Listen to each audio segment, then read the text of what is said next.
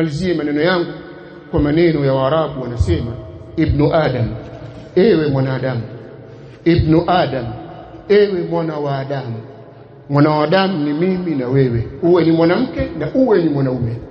Waladtuka ummuka bakiyan, mamako amekuzaa analia kwa uchungu wa kukuzaa wewe.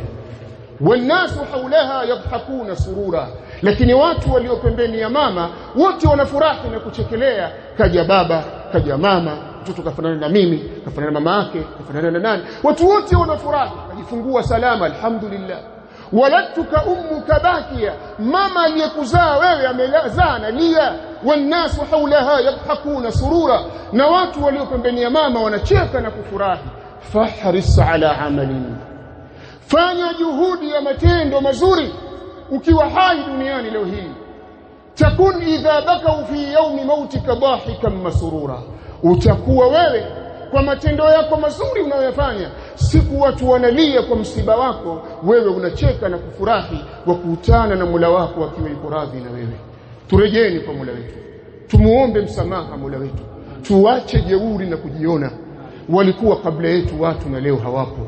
Aina hum wa qurunun baina dhalika kathira, wako wapi kina fulani na fulani, wako wapi?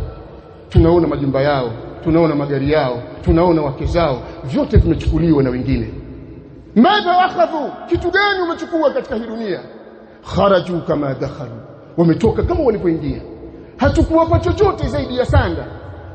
Kila kitu tumewavua, saa zao, viatu vyao, soksi zao, tukawavika nguo nyeupe sanda, tukawatia kwenye kaburi lao. Sio kwamba hatupendi, ndio mapango ya Allah, ndio utaratibu wa Allah. Na wewe walivyoondoka wale, utaondoka na wewe. Tengeneza mazingira mazuri, mafungamano mazuri baina yako na Mola wako, ukiwa katika kuifuata njia ya mtume wako Muhammad sallallahu alaihi wasallam. Namuomba Allah subhanahu wa ta'ala atuongoze katika haki na atuthibitishe katika haki hii.